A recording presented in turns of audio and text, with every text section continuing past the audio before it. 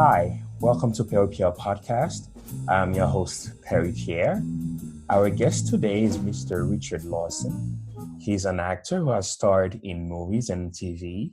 He's also the owner of Richard Lawson Studios. So, Mr. Lawson, welcome. How are you doing?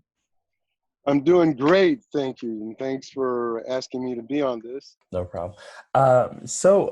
You were born in California. You were born about an hour away from Los Angeles. So what was it like growing up in California in the 50s to early 60s? Um, well, when I was only born, I was born in Loma Linda, which is about an hour away, but I never really lived there. My aunt would live in Riverside, California, and my mother was visiting her and had me slightly premature, so Mm-hmm. um, I was just born down here. But I grew up in Oakland for Oh, the most part, even though I did come to live with my aunt from time to time in Riverside. But mm-hmm. most of it was in Oakland. Um, and listen, I had a great childhood growing up. Even though I lived in every project in Oakland, Mm-hmm. um, and I guess on the scale of the economic scale, I could be considered really poor, but my mother would be considered that. But I didn't have any sense of that, I just grew up and lived the way that I lived, and we got on with my single parent mother and my sister, and we made the best of it. Okay.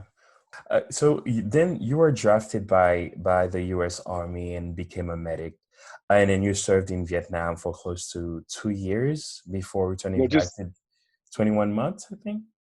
no. I was just there 11 months. I was in 11 months. Vietnam in 1968 during the Tet Offensive, and I was there um, for 11 months and 2 weeks. Okay. What was the Vietnam War like? I've never had the opportunity to talk to someone that was actually in Vietnam during the war. What was it like? Well, you know, um, it's a very defining experience in the sense that um, unless you have been in a war, you can't imagine it. You could look at CNN and you can see, war type situations over there, and you could get a sense of it. But Mm-hmm. Vietnam was very different in the sense that nothing was open, and in terms of what was in front of you for the most part, um, was in Vietnam was jungle, heavy foliage, Mm-hmm. beautiful country, trees, but you couldn't see what was in front of you, and oftentimes machine gun fire, rifle fire, uh, grenades, uh, rocket launchers, um, and stuff like that came out of nowhere, and all you saw was just the flash of the muzzle from the growth, Mm-hmm. and then you had to respond. I was a medic, so I had the pleasure of being able to give people care Mm-hmm. when they needed it out of being shot or wounded, or even when they didn't, when there wasn't under the kind of duress, when it was like an infection or a cut or something that my job was to care for people, and it was a really illuminating experience because I was a medic and because there was touch associated to my job. It opened me up Mm-hmm. to their personal considerations. They would talk to me because of that closeness. They would talk to me and ask me to talk about their personal life and their marriages and families back home. Mm-hmm. So um, that was that opened me to a whole nother kind of view at humanity and who Right. people are outside of their social conditionings. They came there from various parts of the country, but through that experience, you got to learn who the human being was, and it didn't matter that they were from Brooklyn or from Texas or from California. They were just people trying to survive. Right. Yeah. Right. Wow. Have you gone back since? No, I haven't had the chance to go back to Vietnam. Um, uh, Not at all. As a matter of fact, I would love to go back to visit the country and visit Thailand. I was in Thailand. Went to Bangkok when I was on R&R, so that was a special experience. But I would love to go back and have that experience again. Okay. Wow. Yeah, Spike Lee has a newly released film called Five Bloods. I don't know if you've seen it, which is about four guys who returned to Vietnam decades after the Hmm. fight in the war. Yeah. Yeah, Yeah. I saw it. Yeah. It was an interesting film to watch. It was, So yeah. yeah.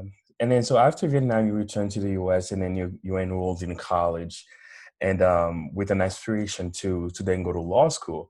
But then your distinctive voice helped lead to a career change. Can you tell us the story a little bit? Sure.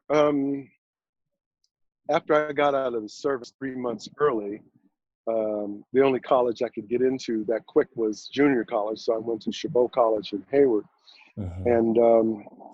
And I had aspirations in being a lawyer. So I figured, well, while I was at in junior college, which doesn't set you up necessarily for a law degree, but there was a debate team. They had a debate team, so I figured, well, let me get on a debate team, and that would put me in the mode of being at least, arguing over a subject.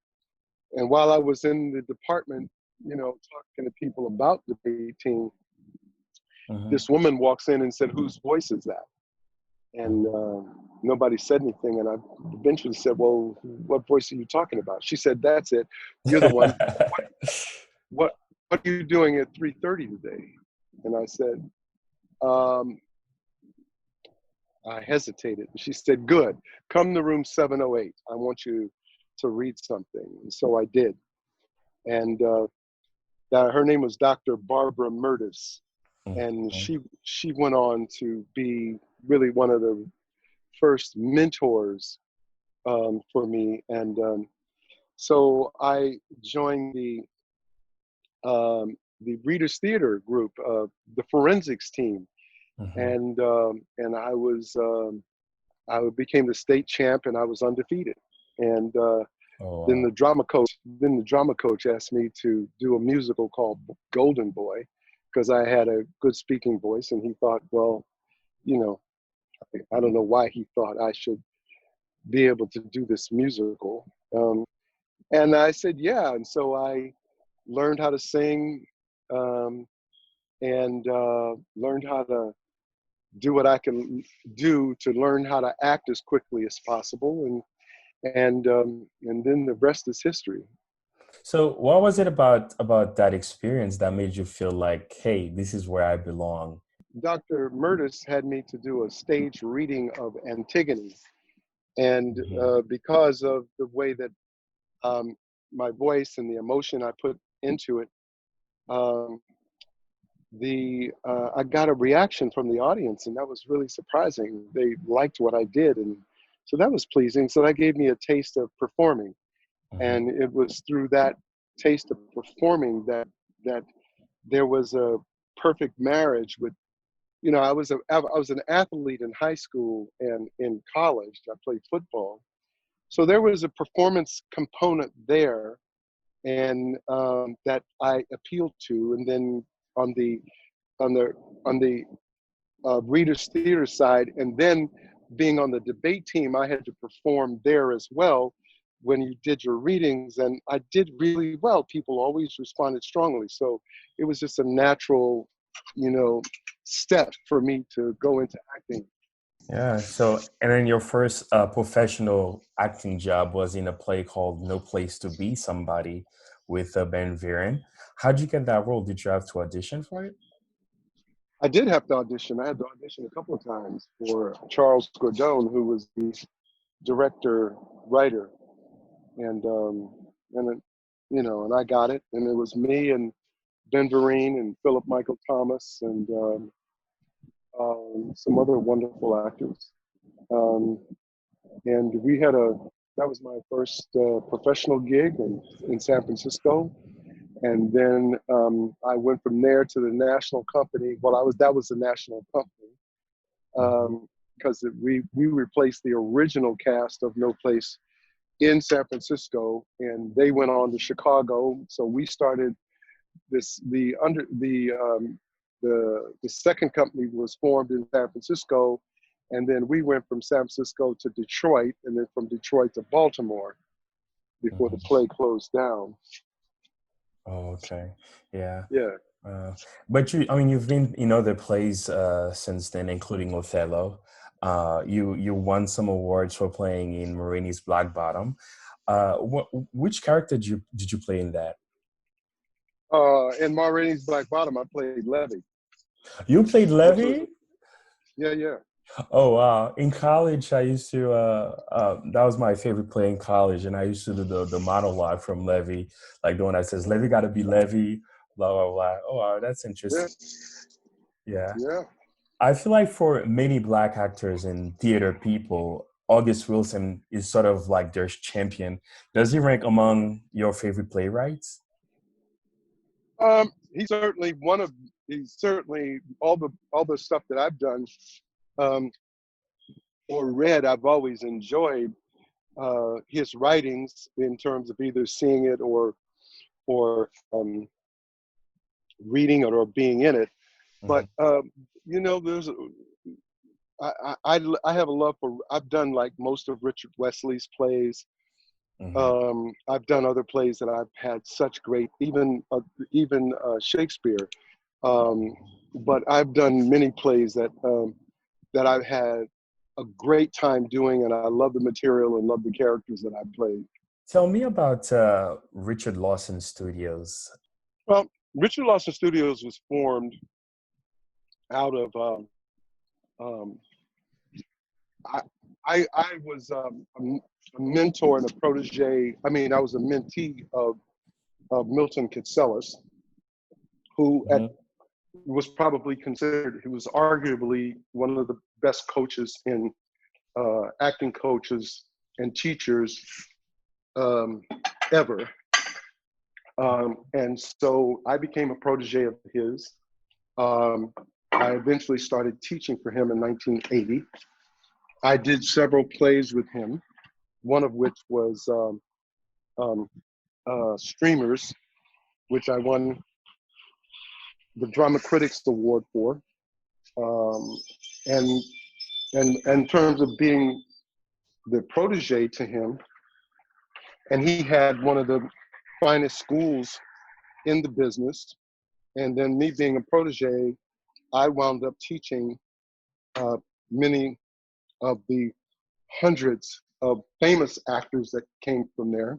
People like George Clooney, Michelle Pfeiffer, Patrick Swayze, Giovanni Ribisi, Doris Roberts, on and on.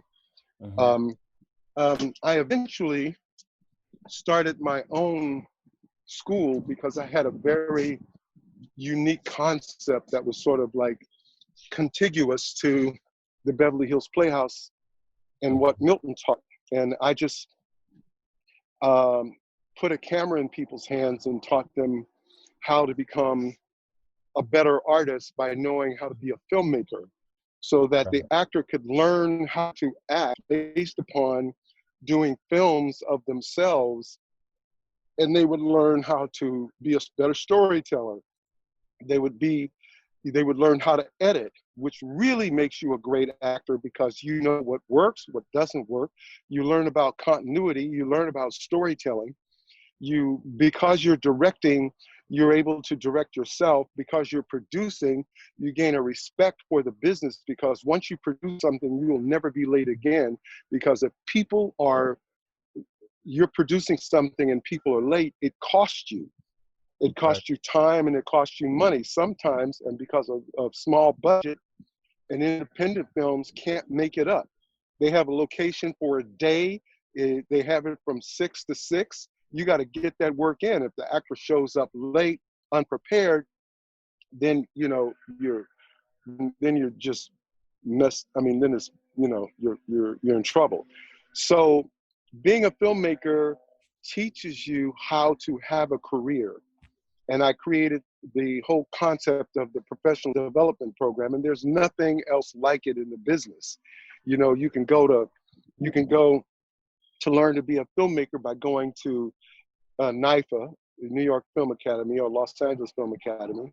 You can go to this class and learn how to improvise. You can go to this class and take scene study. You can go to this other class and learn on camera technique.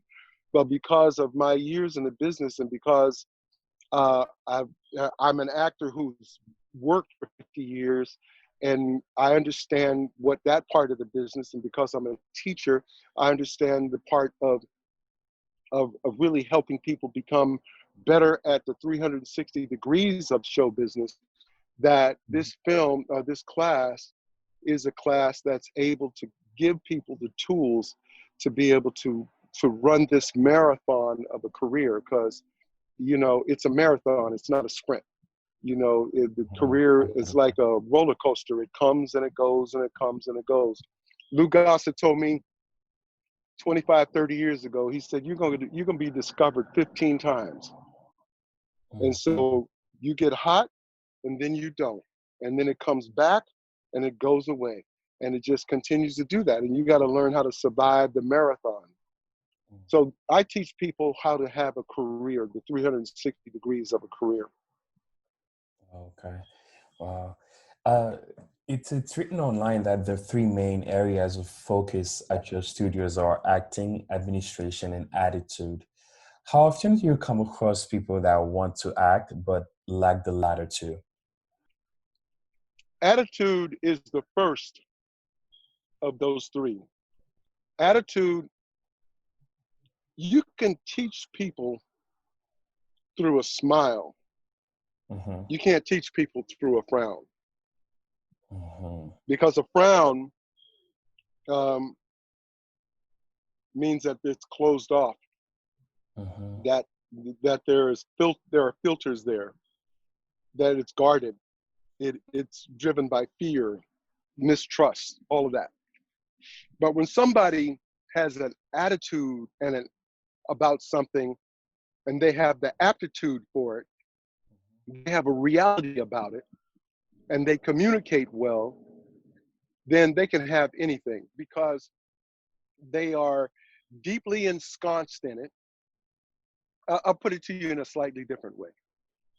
It's a question of whether you have a desire for something or whether it's something you can't live without. If it's something you can't live without, then your heart is in it. Then it's part of your purpose. Then you are driven by it. And then you have a vitality for it. There is a life force about it. If it's driven through the frown, or driven through the filters and driven through the fears, then only a little bit gets in. And it's hard for it to stick, because there's no celebration as a part of the process. And so that's the first part, is attitude, acting, and administration. That's the first prism, as I call it. The second prism is politics, personality, and craft. Mm-hmm. So that politics is, you got to be able to get in the room. Personality is, you got to have the personality to stay in the room. And craft is now that you get in there and they like you, you now have to deliver. And so there are two prisms that a career operates through. Now, a prism is a beam of light that hits a refractory surface, that on the other side, this is what a rainbow is. It's light passing through water, in this case, that causes a spectrum of colors to occur. So you get the rains, you get the orange, the reds, the greens, the blues, or the purples. And so when people come into my studio, it's those two prisms that people pass through. And then when on the other side, there are more colors, there are more possibilities, there's more variety, there's more of a vision that has more It has a great spectrum uh, uh, of possibilities. And so it's those 6 things really: attitude, acting, and administration. Great attitude, you got to learn how to act and develop that, and then you have to learn how to administrate it. Now, in once administrating, you have to understand you got to be able to get into those rooms. That's politics. You got to know somebody. You got to set up your relationship map so that you can expand the people that you do know. Once in the room, there's personality.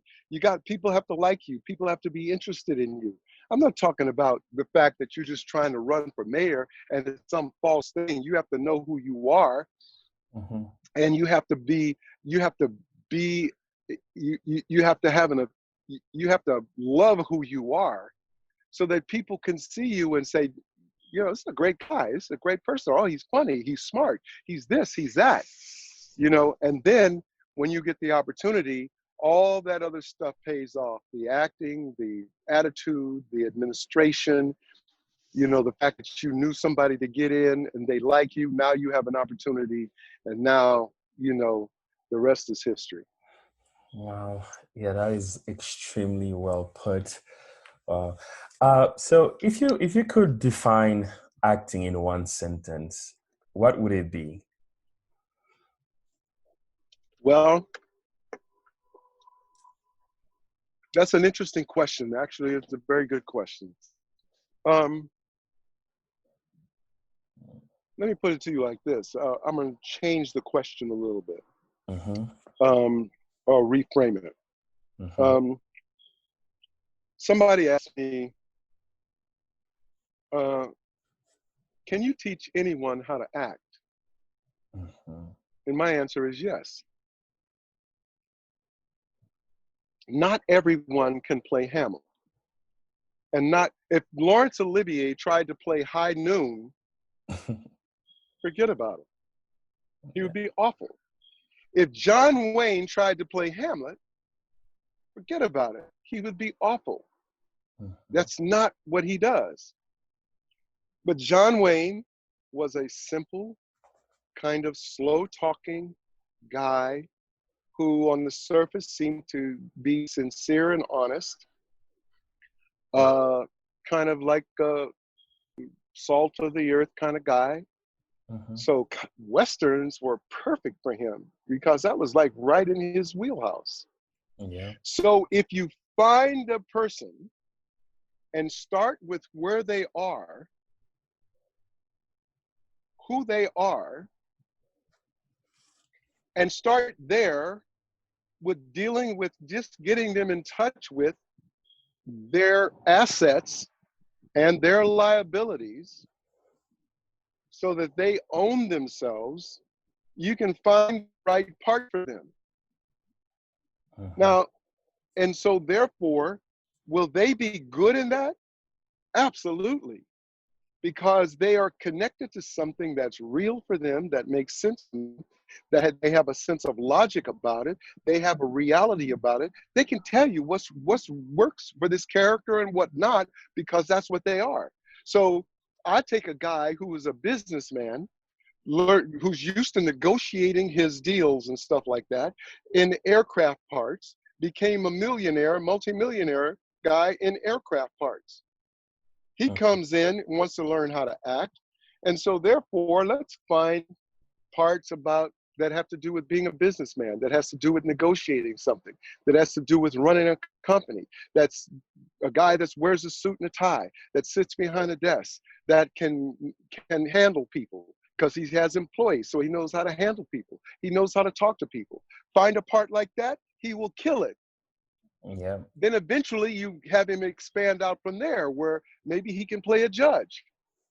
Yeah. He can be a businessman. He could play Wall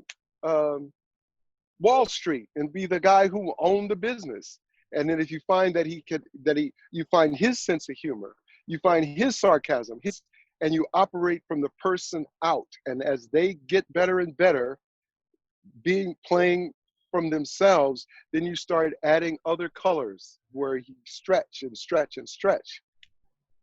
You see what I'm saying? Yeah, no, absolutely. Yeah, Stella Adler once said, "I don't teach actors to be actors. I teach Right? people to be People how to people." be people. Yeah, Exactly. yeah, And that's exactly it. I teach people how to be people, and then those people will learn how to gradually, on a gradient, learn how to act people who are outside themselves.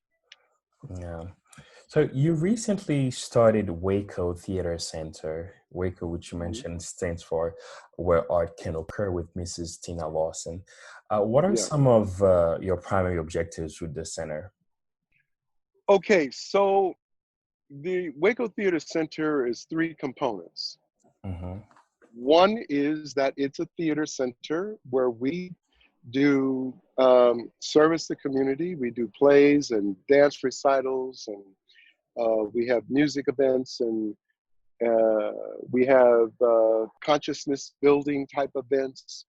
All of this serves the community of at-risk people and just and people, the community in general.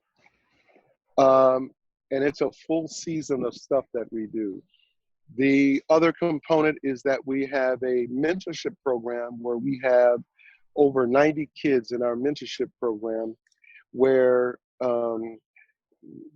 we try to help to provide for them um, an education and that is in supplement of the education they receive and teach them how to dream and find what is true for them in their life and their hopes and dreams. And we teach them how to manifest that and bring that into being by connecting them with the mentors in our group and give them access to things beyond their zip code.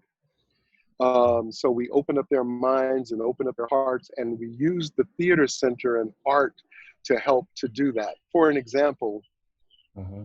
you know, uh, there's a young girl who came in who wanted to learn how to draw. So we gave her access to materials and training and stuff like that. Now this girl is a brilliant artist. Another young lady came in and she's 16 now, but she started when she was uh, 12, 13 with us. Mm-hmm. And she was reading on a second grade level. Now she's an accomplished poet, accomplished Wow. artist, where she goes out and does poetry jams with poetry groups. We're actually starting a poetry experience every other month. And our first show is this Saturday, virtual, and it's Okay. called I've Got the Mic Poetry Experience. And we, um, Nikki Giovanni is our featured guest, and we have um, up and coming artists, and we have youth poets. Like she's one of the youth poets, and she's now one of the producers of the show. So she goes out and she gets other youth poets, and then another component of it is that we have the evolution of African culture, and Mm-hmm. we that segment is really over 5 various episodes that we're doing.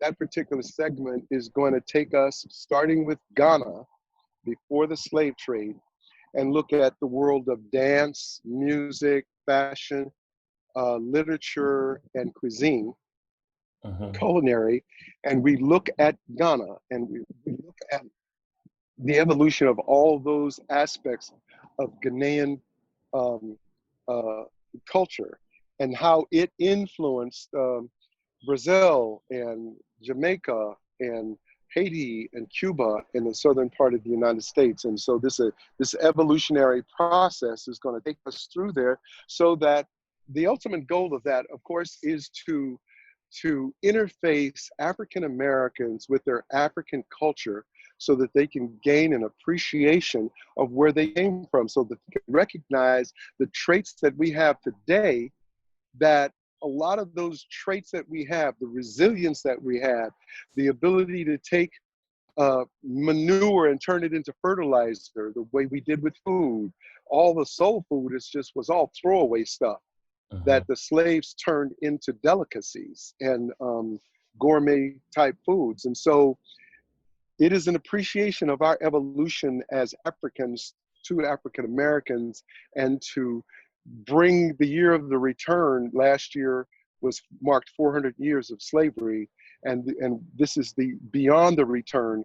And so we're trying to educate people as to our African history. And every year for the next 10 years or so, we will be looking at another country in Africa. Next year will be Nigeria, and after that, Cameroon, and after that, Congo, and keep going like that. And so it's going to be a heavy dose of our Afrocentricities through fashion, through other things that will really open up a world of what Africa is and the evolution of that. So that's another thing that we will be doing with WACO. The third component is the mobile arts theater. And this is something that we're still building into. And that is where we take 4 40-foot vans and convert them. One of them converts into a stage, the other 2 into dressing rooms / wardrobe / prop department, and then a stage manager's booth. And then we put digital screens up on 3 of the on the 2 dressing rooms and above the stage, so that whatever is happening on the stage. Oh, and we go to parts of the city, various parts of the city. So Compton, Watts, Inglewood, East LA, West LA, Burbank, Pacoima. And so every weekend we're in a different part of the city or the county. And we put on shows on Friday night, stage plays, Saturday night, live music, Sunday night, comedy and poetry. That's the entertainment. In the daytime, it's edutainment, so that we'd have job fairs, health fairs, and fiscal literacy workshops. So we teach people what to do with their money. And like on Saturday, we would have like a basketball camp. So NBA players would put on a basketball camp. So the kids would come because of the players. And then on Sunday, the players and their wives and people from Morgan Stanley and other places will come and teach these young people what to do with their money, like starting right now. What do you do with your pennies and nickels and dimes and dollars? And, how do you invest that? And we would have interesting programs where we will teach them how to invest and partner with them in what we're doing. So that we can teach them how to revitalize the community, and we put money back into the Black community. Wow, that's great. Well, I am from Haiti, so if you need anything when it comes to the Haitian culture and whatnot, please let me know. I would love to contribute. Oh Um, yes. yeah. So let's head over to the big screen a little bit. You've been in many films, including Poltergeist, Shoes of Fire, Stick, How Stella Got Her Groove Back, Guess Who, and For Colored Girls. Which movie would you say had the biggest impact on your career?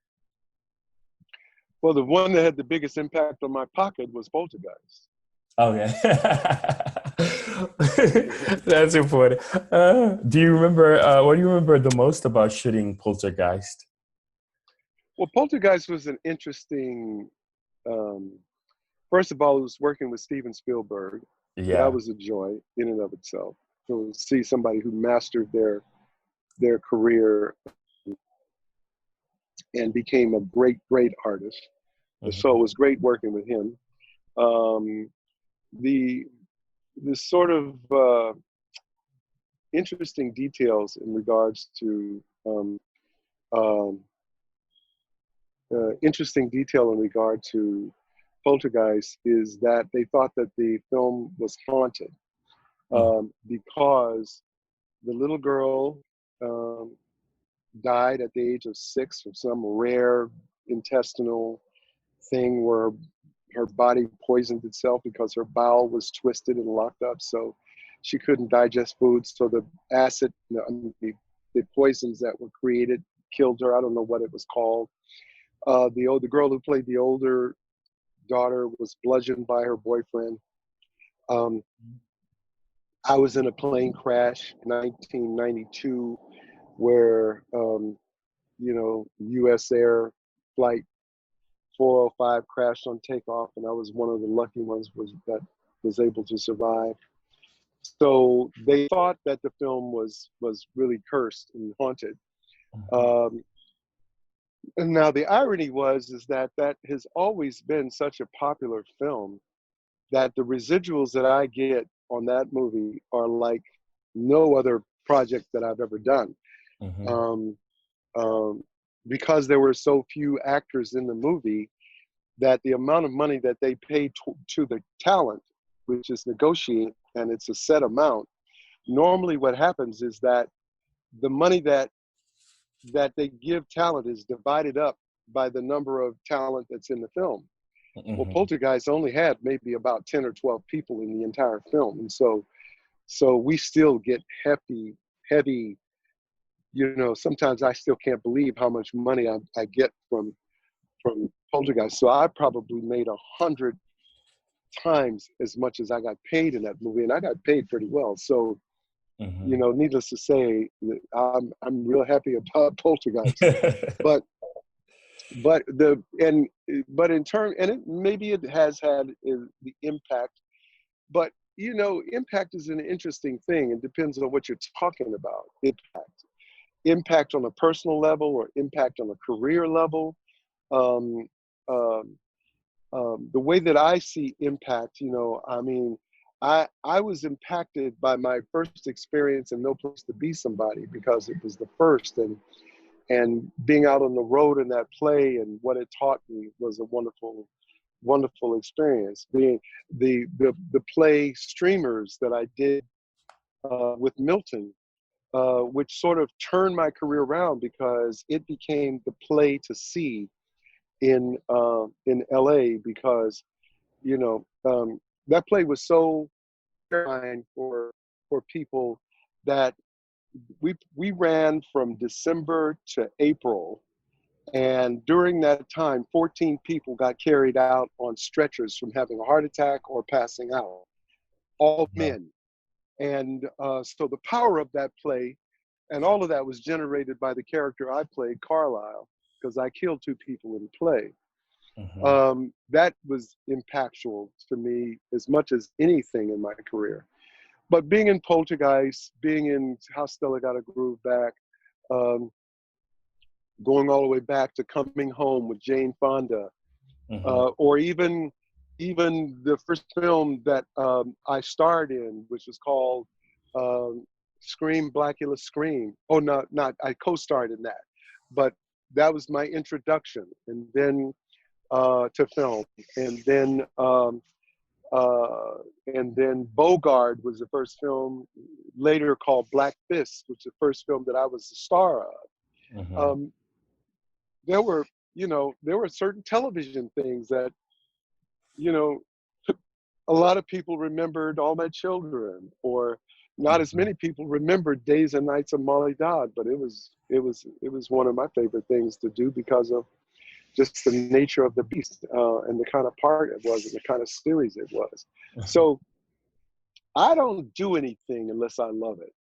And I never have been motivated by money. I've been motivated by art. And so that's the first thing that impacts me. Mm-hmm. Uh, and yeah, Yeah. Did you really create the part in All My Children? I did. I created that part. Yeah. Lucas Barnes. Oh wow. Yeah. Lucas Barnes. Yeah. Do you think that soap operas would have worked in this binge watch era that we live right now? Soap operas, there's still one. I think The Young and the Restless is still on, if I'm not mistaken. Um, they wanted me to come and do that show, and it was like, I was never one of the greatest fans of soap operas Mm-hmm. for whatever reason, but I wound up going to do it because it was happening right after um, the strike in '91. Mm-hmm. And so I thought it would be a great way for me to go. And I knew that the first day you're on a soap opera and you go out in the street, people are going to know who you are. And Yeah. they're going to remember you because it was just that popular. That was the interesting thing about doing All My Children, because I was a month into being on All My Children when the plane crash occurred. So for the next 2 years and being on that show, people would see me and it'd be, hey man, there's the plane crash dude. Wow. and and I became as known for the plane crash as it was in All My Children. So people would come up and say, yeah, man, yeah, I was just looking at you yesterday. My mom was talking about you. So tell me, man, how was it? How was it being in that plane crash? I mean, I don't know if I don't want to bring up nothing that's too sensitive to you, but how was that? So it'd be like, Oh, wow. Yeah, so you were coming from LaGuardia and you were heading to Cleveland. I read. yeah, So how did that accident change your perspective on how you view life? it confirmed my perspective. Mm, You know, I've always been a person that lived in the moment. mm, The moment that I'm in is the only moment I can control, and it's the only moment that I can't live in the future, and I can't worry about the past. So the moment that I'm in, I'm all in. I'm all into this. If I'm not all into this, then my head is either I'm fantasizing about what hasn't taken place, or I'm lamenting what has. And even though I love fantasy, fantasy in terms of backward thinking with forward motion, my fantasy is connected to that thing that I have seen in the future, and I bring it back to me today. Now, let me work on this. And so what do I have to do right now for this thing that is going to happen? But right now, it's about what I need to do today to check these boxes off. I got 4 boxes to check today for that thing that's out there. So I'm not looking out there, I'm looking right to today, and I'm building to that.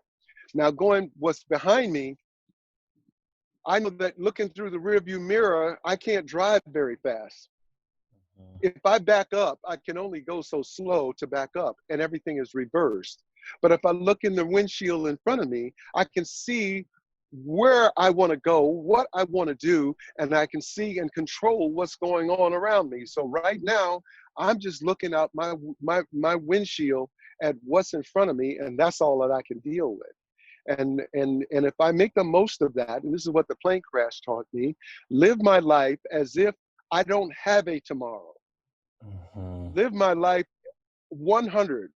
Be 100 in this moment, and then the rest of it will take care of itself. At least I am fulfilling what is in front of me right now, and that is the only thing I can control. And then and honor that, because if I'm doing that, then I have perception.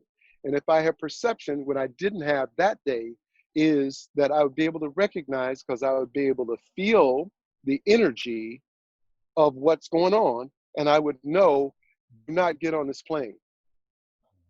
Wow. Do not make a left turn here. I know it says right, but make a left. Wow. Make the left turn and respond according to the energy of what I'm feeling. Then I'm good to go, because I can't control my look.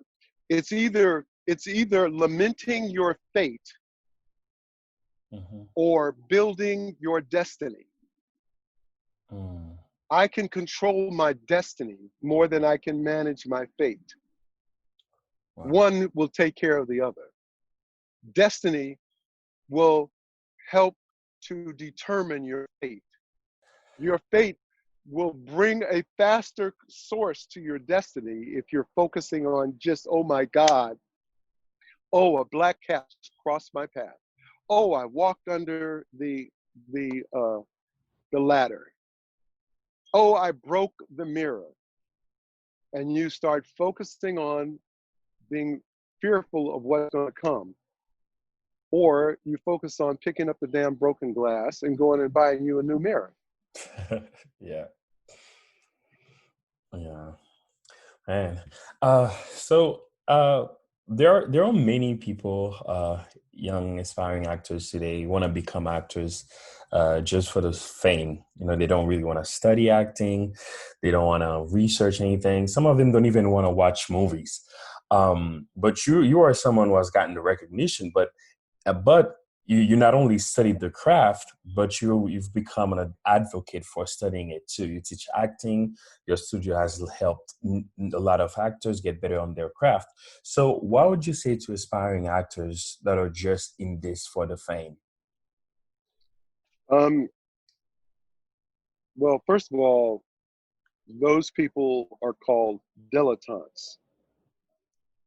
A dilettante is looking for just what they can get out of it, and so they deal with it like a hobby, and they hope that they can roll the dice and hit 7 or 11. And those people will be at the table for if they are so unfortunate that they hit 7 or 11, then it's going to make them think that, oh, they got this shit down, and they're going to be rolling the dice, and and from then on, and that kind of luck, if you will, is not can't sustain itself. It's not sustainable. But somebody who can't live without it then is going to sit down and then be clear about what their dream is, Mm-hmm. and define what their dream is. You said, earlier that I have an acting school. Well, on the surface, it's an acting school, but underneath the hood, it's an empowerment academy. I empower people to achieve their dreams. So I don't just deal with actors who just want to learn the craft of acting, Mm-hmm. because that is, I know a lot of great actors who can't get jobs because they don't know the other side of the business. They Mm-hmm. don't know how to get a job. They can do the job, but they don't know how to get the job. Unfortunately, you have to get the job before you do the job. And that's a whole skill set in itself. So, so I help people to become focused first on what they see for themselves. What is your dream? What do you see for yourself? What do you want to do? What do you want to be? What do you want to play? Who do you want to work with? You know, what do you want to, where do you want to live? Would you want a family? Do you want to write? Do you want to produce your own films? Do you want to do television or film, or do you want to do stage, or do you want to have a reality show? What is true for you? Have you taken that look? And more importantly, why do you want to do this? If you can connect with your raison d'etre or your purpose, then once you connect with the reasons why you do something, then that is a light that will never go out. That becomes your Halley's Comet. It will burn with such speed and such efficiency through the universe that all the rest of the stuff doesn't matter, because you will be headed towards your purpose with this vitality and energy that it takes in order for you to make it. If you don't have that, then you're like a balloon. You blow it up and it will not have the same route ever again. It's going to fly and it'll look interesting, but where does it wind up? God only knows. You can take that kind of adventure if you want, or you can get on a journey towards this thing that you clearly see. And yes, things may change, but because you see it, so it's like GPS. Because it's GPS, it's going to get you there, even though it has to change its route again and again and again. It's going to get you there. So I create GPS for people. I don't put it in, I pull it out of them. I don't I don't put anything in anybody. I pull them out of themselves so that they can be on their own journey toward their own destiny, and I just give them tools that helps them to get there. Okay, very powerful. So where can we see you next? Well, you can see me this weekend in I've Got the Mic, a Mhm. poetry experience. You can see me in next month in the wearable art celebration that we are doing. That's replacing our yearly gala. That's in September, and Okay. then I got the mic every other month after that. So if they come to WACO Theater Center, or they come to Richard Lawson Studios, Richard is richardlawson.net, or WACO Theater Center. You will read all about what I'm doing. I have an upcoming film called North Hollywood. I'm in a film called the Corner Store. I have a pilot called Old Dog that's coming out. I have a film called Not Alone, which is a sort of sci-fi film that's coming out. That's a great part.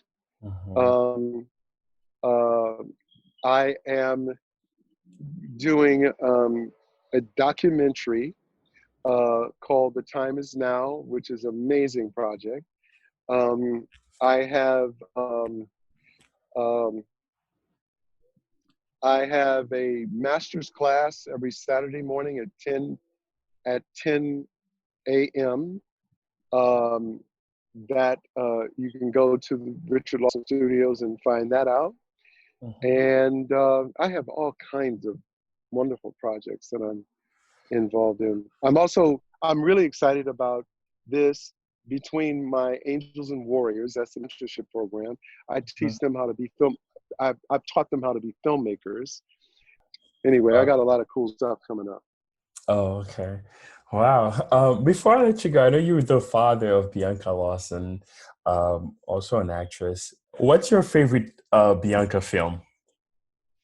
I love what she's doing right now. Bianca is officially, now first of all, let me just preface this by saying, this is not nepotism. So let's just put that out there. She's my favorite actor, and here's why. She's in Queen Sugar, and when she works, she breaks your heart not because of what she says, it's because of what she doesn't say. Because she's so present and she has such subtext that the story is told in her eyes and how she feels, and it's so simple and so full, and you know exactly what's going on, that she's become my favorite actor. She operates less is more. And so she says so much by doing so little that I just love that. And so this is the best work that she's ever done. Yeah, I met her 2 years ago at the NAACP Image Awards. She was very down to earth. Really nice person. Wow. Well, thank you so much for your time and for doing this. I really, really appreciate it. I look forward to all your future projects. I'm definitely gonna put the link for the studio and for the WACO Theater Center in the description. And stay well. Stay well. Thank you. I really appreciate it. Enjoyed this, and come and check us out. All right. And if I have any questions about Haiti, I'll let you know. Of course. Thank you so much. Take care.